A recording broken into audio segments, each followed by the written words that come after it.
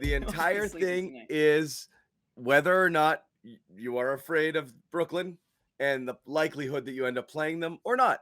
And some people are, some people are not, and those people are insane. But that's what the whole thing comes down to. And then why did they do this? Point. Did they want to? Did they care? Did they position themselves for 2? Did they not want to be 4 for any reasons? These are all things we're going to talk about. But what we know is the Celtics have finished as the 2nd seed. After their win over the Grizzlies, they will now play the 2-7 winner, which is either Brooklyn or Cleveland. Brooklyn has home court for that game. It's going to be played on Tuesday, and we're going to do a show right after that to preview the first round opponent. I'm just springing this on you guys now, but anyone wants to join me Tuesday night, anyone wants to join me, we are jumping on. We're going to talk about who the Celtics opponent is once we know for sure. Cleveland. And who knows, right? I'm telling. Listen. Sherrod said that last month. Everyone is assuming that Cleveland is just going to lay down and bow down and let Brooklyn beat the snot out of them. But here's the thing. The Cleveland team that Brooklyn plays on Tuesday is significantly better than the Cleveland team we've seen the last couple of weeks because of Evan Mobley's return. He's only been, I think, back a game or two. This is the guy that was the leading front runner for Rookie of the Year pretty much most of the season. And when Jared Allen could be back too. Right. Without him, they're a significantly different team. Obviously, with him, they are a legitimate threat. And remember, the one area where Brooklyn has been weak, their whole defense is weak, but the one area where they're really weak is on the interior. Evan Mobley, he can cause major jamming. Now, do I think Brooklyn will win? Yeah. But would I be shocked if Cleveland pulled the upset off? No, because again, Brooklyn is a horrible team defensively, and Cleveland is going to be a better team offensively and defensively when they play Brooklyn. Yeah, I'm not going to say I'm going to be surprised if Brooklyn doesn't win this game. You get the 2 best players. Of course not. Yeah. Yeah, you get the 2 best players on the court by far, and they're at home. They have every reason to win this game. If they don't win this game, that's pathetic. They should just blow up the Nets at that point because then they obviously don't have winning DNA. So That's I already would my actually be. They started that process when they traded away Harden. They should completely blow it up. They should completely blow it up. But I will say right now, I will actually be very surprised if Brooklyn doesn't win against the Cavs. No offense to the Cavs. I just think Brooklyn's that good where they should win that game by whatever the whatever the amount is that Vegas picks. They should cover that spread. When Kevin Durant dropped 55 points and was efficient with it and they lost, at that point, that's when I kind of eased up on the man, this Brooklyn team is kind of scary. When Kevin Durant, the best player on the floor, can have an efficient game where he hits you with a double nickel and you still lose? Yeah. So it's like the first time Tyson took a punch, right? Right. Which is it's like, oh, it's like, wait a minute, that can happen? Yeah, I'm with you. I mean, that's why I think it's going to be an interesting game, but I do think the Nets pull out of that. I mean, they're going to be able to pull out of it. Yeah, let me ask you guys a question. Right, but let me ask everybody here a question. Why did the Celtics play? Why did the Celtics play to win tonight? You guys can go around the horn with this one. I can't. Well, I asked everybody. I asked people. I was actually gonna get into it just a second ago, but honestly, I think it's just the way Ime's been doing things. I don't think Ime wants to ever put out that message that, oh guys, we want to line up. I disagree with that, Josue, because they let Josue finish. Yeah, but Bobby, at the end of the day, it was about winning. Like, I don't think they're going to go into this game and rest all their starters because they're looking at the standings. I mean, he even said it before the game, Bobby. He said, listen, we don't even know if the team that everyone's so scared of is going to actually be there. To Sherrod's point, we don't know if Cleveland if they can beat Brooklyn or not. Even if that does happen, you have to put that message out to your team that, look, I want you guys to win. I want you to keep this thing going. I don't want to show any signs of weakness. Why do they and not the other teams? Why did Milwaukee not have to do that then by that rationale? Because other teams have a different philosophy. I mean, so you're saying the defending champs have the wrong philosophy and the Celtics have the right one because the Bucks chose their seeding. Yeah, I don't think it's a right or wrong philosophy. I just think that's just their approach right now. They're afraid. That's the other question. Durant. Why did the Bucks choose? Why did the Bucks choose 3? Because it was theirs. They had the shot. And forget about where the Celtics ended up. Why did the Bucks intentionally I'm stunned the Bucks tank what happened out of the two? Last time they played against that team, though, I mean, fine. You kind of understand why they're afraid. It's like, and Kyrie wasn't in that series, so Yeah, I mean, So look, you can understand why the Bucks are afraid, but if you're the Celtics, you can't worry about that. You can't look at other teams and say, "Oh, they're doing it. We got to do the same Why thing." can't gotta you? stick to because then you're Because showing you're falling weakness, forward, John. John. You don't want You to look fall Weakness? forward. Yes, if I'm a team, if I'm a player in that locker room, I'm like, well, wait a minute, coach. Your philosophy has always been, You know, we the can beat Patriots any have won team. Super Bowls we play- ducking if we teams in play the this first way, round we could- before. Yeah. Here's the Yeah, difference, but too. This is different. We're Yeah, this talking is different. about The best of 7. It's not a one and done. It's the best of 7. You know. Yeah. we're John, talking. you know what I think it is? I think the reason they wanted to win this game and get the number 2 seed was because they thought that whoever they play in that 7-8 winner is a weaker team than they would play if they dropped down to 4. You Yeah. think If so? I think it's that simple because the more I watch Brooklyn play, the more I watch Cleveland play. If you were the Boston Celtics and you get to pick who you play in the first round, and you get to pick 3 teams that you want to play in the first round, I guarantee you Brooklyn and Cleveland would be 2 of those 3 teams. Okay, let me Because- ask this question. Why? Hold on. Why do you though? Why? do that? Yeah. Because me- they're not that good. I Jim. Hold on. They've got- Time out. they've Time got out. Time out. Time out. Time out. Let me ask this question, please. Okay. I understand we have seen Brooklyn not play defense. Nobody thought they could play defense prior to the season when they picked them to be the runaway NBA champs. Okay. And I know that team had Harden, and I know things have changed there, but nobody ever accused them of being a team that could play defense, and it didn't matter. They were overwhelming, prohibitive favorites to win. So this defense isn't a revelation that we watched some games recently and realized they can't play defense. What I'm saying here is let's pretend all season long KD never hurt his knee and missed 20 games and they lost 12 in a row. And let's pretend Kyrie Irving played in every single home game all season. Are you telling me they're the 7 seed right now? No freaking way. Yeah, but that's a completely different team. So the That's different team, momentum, the team you're different playing drive. now is the team that if they had their players all year would have probably That's been not a force. true because they had the Harden situation turn up. I'm saying if Kyrie played every year and Durant doesn't get hurt, they're 5, 6, 7, 8 wins better and probably in the 4-5 seed conversation. It just is true. They lost 10, 12 games. Yeah, but they would have had Harden. You're right, but the same could be said if the Celtics would have decided, didn't wait till Marcus Smart had to call him out to actually start playing. That's not what I team mean. ball, they would have won. That changed the team. Right, That's different. They probably won more games, and That's you'd have the same issue though. It's not. It's different. What I'm saying is, it's not saying their record would be better. I'm saying we're viewing them as a team that has the record of a 7 seed, as opposed to a team that now has every piece together. What's might their have record Simmons, since too. all those guys came back together? It's not With good. potentially Ben Simmons It's also not a good joining, record. they would be a different team. So we're not worrying about like Marcus turned the team around. I think these two things are totally separate, totally separate buckets. Celtics changed the way that they played. The Nets team just was incomplete, and now they're as complete as they can Their be. record's bad since Kyrie came back full I- time. And I understand. I understand that, right. but are you guys telling me if these guys played all year, they would be the 7 seed? That's all I'm asking. They would be a higher seed, Much higher absolutely. seed.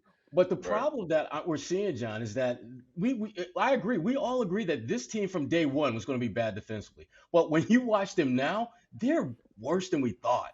And that's why I'm down on them. They're not just bad. They're not even giving like average effort. And listen, we can talk But about don't you think Kyrie that'll change? Don't you think that No, changes in the playoffs I a don't little think bit? No, I don't think it'll change because they've had so much incentive during the regular season to play better when they got their guys together, and it didn't matter. And again, we're talking about Kevin Durant. We're talking about Kyrie. Part of the blame probably has to go to Steve Nash. I don't know what the hell he's done this year. I don't. I don't know what his purpose is other than to really have some really cool sneakers that he walks up and down the court with. Because I do like his sneakers. His sneaker game is kind of nice. I can't front. Yeah, I noticed that too. But what is he bringing to the table? He listen. They're 13 and 15 since Kyrie came back. If you want to talk about coaching, yeah, I mean the Nets don't have much of an advantage in the coaching side of things, but they He do have leans heavily on his star players to get it done, and they're just not. They're putting up numbers, but they're not putting up wins, as But- Bobby just pointed out.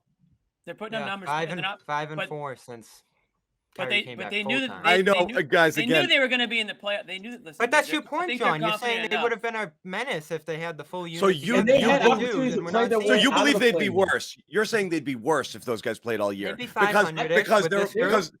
Because Let's they're say no 13 Ben and 15 Simmons. now. So therefore, based on that sample size, they would have been a few games under 500 if those guys played all I year. think That's they what would you be think? better if they play. I think They'd they'd be be better better. if they played. They'd yeah. be over I just don't 500. think. Yeah. I don't think they'd be significantly better. I think they would be better. Really? John's point. I Right. think they would be in that 4 because the East is so tight. Yeah. I mean, they could be in that That's 4, 5, 6 that's enough to be conversation. exactly. They would right. be absolutely in that conversation, but they're relying too much on their best players, and frankly, the gap between teams having 3, 4, 5 guys that can score versus the Nets who have 2, that gap isn't as wide as we thought it was. That's why Kevin Durant can go out and give you 55 and lose. That should never happen. That would never have happened before this season. Never happened. And again, I go back to the fact that, again, the central figure in the blockbuster trade that they made is nowhere to be found. So that's the other factor we have to talk about. That's a huge what's his void. role going to be in all That's this? a huge void. He either swings the series in a positive direction or he tanks them completely and he can't play in the fourth quarter. I'll be stunned if he plays in the series. I really will be. This isn't the time to throw him back out there. And When is the time? After you lose the series? I mean, next it's year. now or never. Next year. Then they wouldn't be even talking about it. I'm of the mindset that I'm gonna throw him out there now.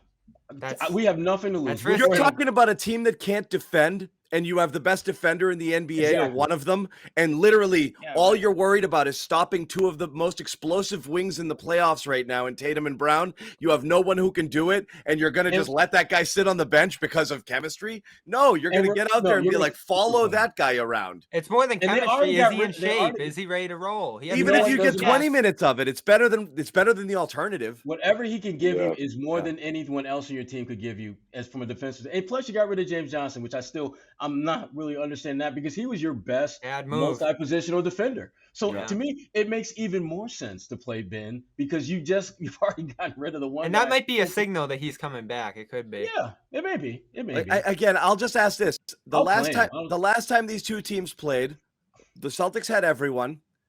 The Nets had just those guys. They didn't have Ben Simmons. The Celtics squeaked out a win, and Jason Tatum scored 56 points at home. Okay, do you think that that's not indicative of the type of games you're going to get with these two guys, with these two teams? And Kyrie didn't play a great game, and they squeaked out a win at home when Tatum dropped 50-something. The Rob loss comes into play here. So it's all about the Rob loss. We wouldn't be having this conversation with Rob John wouldn't be remotely concerned if John. I wouldn't be nearly. I said, I thought they would have cakewalked any first round series with their complete team. The way they were playing, I didn't fear anybody. I just think this opens up the possibility more than any of the other opponents. That was always the argument. Not that they're definitely going to lose. Should the expectation be that they win though? Yeah, yes. Absolutely. I don't think anyone disagrees with that. So that's where I'm at. I think it should be that people expect the surprise. But it's not going to be. It's the hardest. It's the hardest matchup of the 3. It's not going to be easy. All they had to do today was lose, and they would have guaranteed either the Bulls or the Raptors. All they had to do today was what did Philly do? Philly won, right? Philly won. They won. So this is the other conversation where Jimmy was trying to get at. Realistically, you had to go in tonight knowing you were the 2 or the 4, and they picked the 2. Right. Yeah. Well, here's the other thing I was going to mention earlier is the Raptors are on fire. I mean, they're a hotter team than the Nets are right now, and the Nets have been scoring like crazy.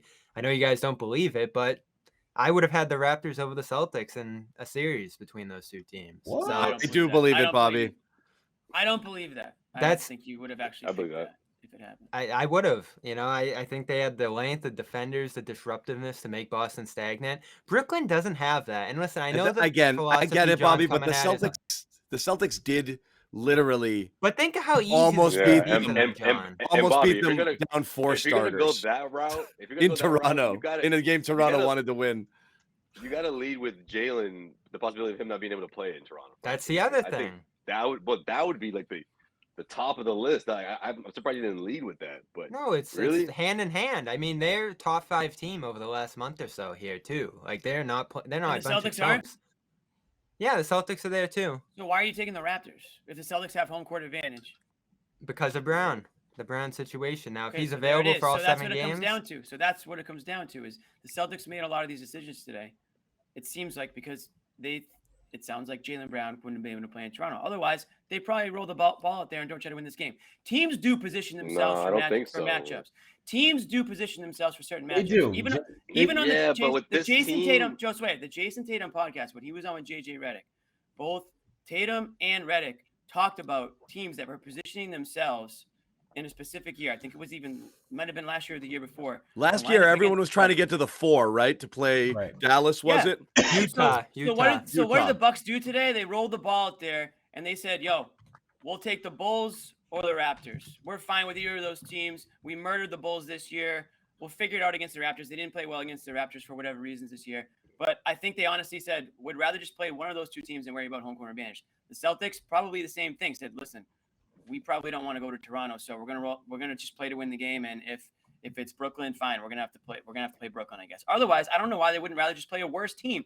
The Raptors, talent-wise, are worse than the Nets. The Bulls are probably it's close, Jimmy. The Bulls are probably the worst playoff team in the East, the way they're playing right now. So why wouldn't you take that chance and try to play the Bulls? Now, all that being said, if you're the Celtics, you think you can beat any team, then fine, whatever. Play, work on a couple of things before the week off and, go into the playoffs on a high note. So at the end of the day, I'm still picking the Celtics over if it's the Nets and the Cavs. I'm still picking them. I just think it's going to be a more difficult task to get the job done again because you're playing two superstars. Yeah, I would co-sign on your conspiracy theory if Toronto hadn't been playing so well. I would co-sign on your conspiracy theory if Toronto didn't have guys who have come up big in big games, who for whatever reason, whether it's injuries, whether it's COVID, whatever, they just haven't had a lot of time together. And yet the last, I'd say, month or so, they have had time together. And guess what? They're kicking a lot of people's ass along the way. I agree, Sherrod. And you know what frustrates me? They're not going to get to show it here because Philly's such a bad matchup for them. They don't have anyone to throw at Embiid. It is, but they're going to have. That's where I think Nick Nurse has got to do that Nick Nurse magic and just find ways to just junk up the game. He's one of the better coaches, I think, at junking the game up to give his team a chance to be successful. Toronto makes me nervous because they're playing good. It's not whether you're Jaylen Brown. Now, Jimmy. I agree. That has to be something that you give some thought about because we don't really know the answer to that. But I'm less convinced that it's because of that. Because of the way Toronto is playing. Like, let's say it was. If Toronto were playing really bad and the Celtics went out there and they went all hard out to get that number 2 seed, I would be on your side with that, Jimmy, because that wouldn't make sense to me. It wouldn't make sense to me. Why would you play a team? Why would you want to avoid playing a team that's slumping as opposed to playing a team like Brooklyn who's got two of the best players? But that's not the case. Toronto's playing really good basketball right now. John, would you rather have no Brown in Toronto or the Nets?